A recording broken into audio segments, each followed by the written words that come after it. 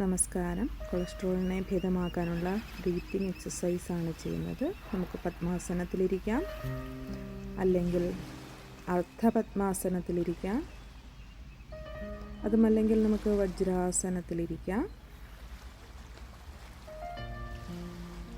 അഥവാ സുഖാസനത്തിലും ഇരിക്കാം. ഈ 4 പോസ്റ്ററിൽ ഏത് വേണമെങ്കിലും നമുക്ക് സെലക്ട് ചെയ്യാവുന്നതാണ്. അപ്പോൾ ഞാൻ അർദ്ധപദ്മാസനത്തിൽ കപാലഭാതിയാണ് ചെയ്യാൻ പോകുന്നത്.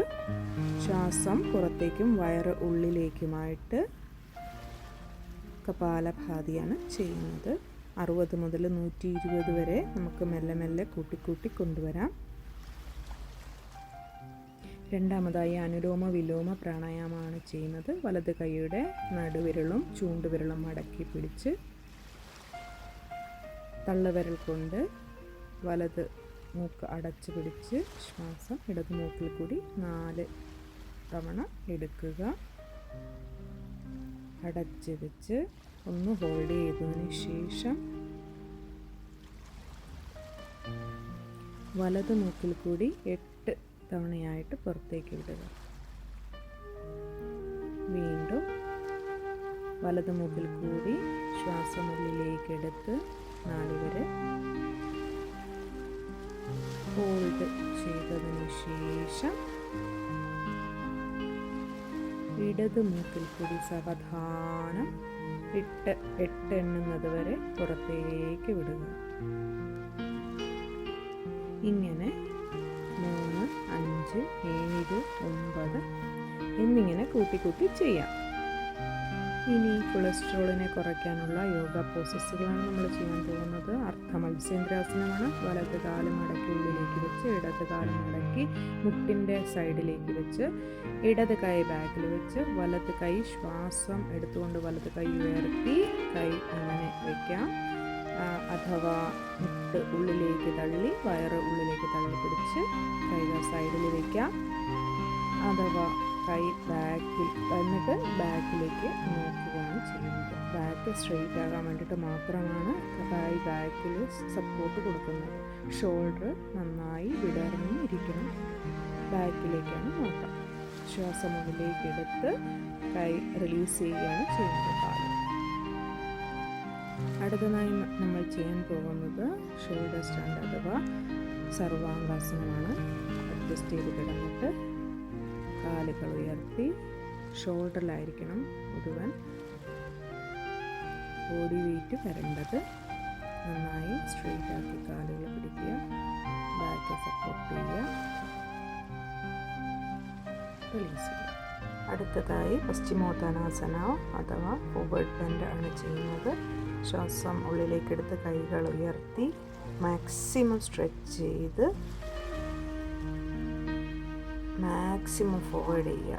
കൈകൾ നിലത്ത് മുട്ടുന്ന തരത്തിൽ, എൽബോ മുട്ടുന്ന തരത്തിൽ സ്ട്രെച്ച് ചെയ്യുക. റിലീസ് ചെയ്യുമ്പോഴും കൈകൾ സ്ട്രെച്ച് ചെയ്ത് മാക്സിമം റിലീസ് ചെയ്യുക.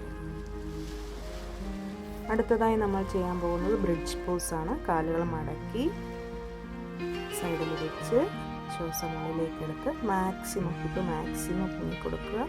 സപ്പോർട്ട് കൈകൾ കൊണ്ട് സപ്പോർട്ട് ചെയ്യുക. ചിൻ ലോക്ക് ചെയ്യുക. ബ്രേക്ക് ചെയ്യുക.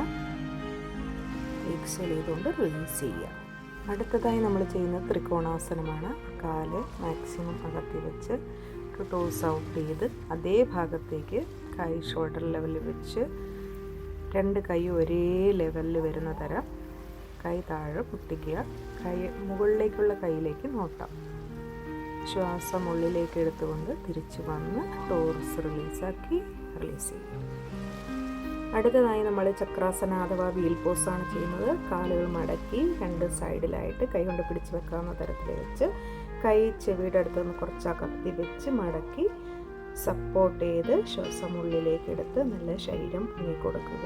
ആദ്യം എടുത്ത് പിന്നെ തല, ചെസ്റ്റ് എന്നിവ പൊങ്ങിക്കൊടുക്കുക. ശ്വാസം പുറത്തേക്ക് വിട്ട് റിലീസ് ചെയ്യുക.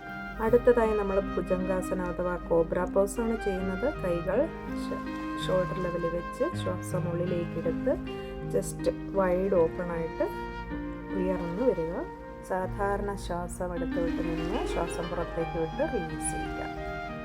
അടുത്തതായി ട്രീ പോസ് അഥവാ വൃക്ഷാസനമാണ് ചെയ്യുന്നത്. ഇടത് കാല് മടക്കി ശ്വാസം ഉള്ളിലേക്ക് എടുത്ത് കൈകൾ ഉയർത്തി ഒരു പോയിന്റിൽ തന്നെ കോൺസെൻട്രേറ്റ് ചെയ്ത് നന്നായി ബോഡിയും മുകളിലോട്ട് വലിച്ചു നിർത്തി ബാലൻസ് ചെയ്യുക. ശ്വാസം നോർമൽ ബ്രീത്താണ്.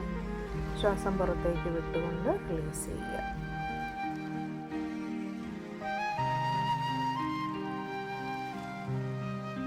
ഇടത് ഭാഗവും ഇതുപോലെ തന്നെ ആവർത്തിക്കുക. വലതു ഭാഗം ചെയ്താൽ എല്ലാ ആസനങ്ങളുടെയും ഇടതു ഭാഗവും ചെയ്യണം. അതുപോലെ തന്നെ ഓരോ പോസുകളുടെയും ഫൈനൽ സ്റ്റേജിൽ സാധാരണ ശ്വാസം എടുത്തു വിടുക.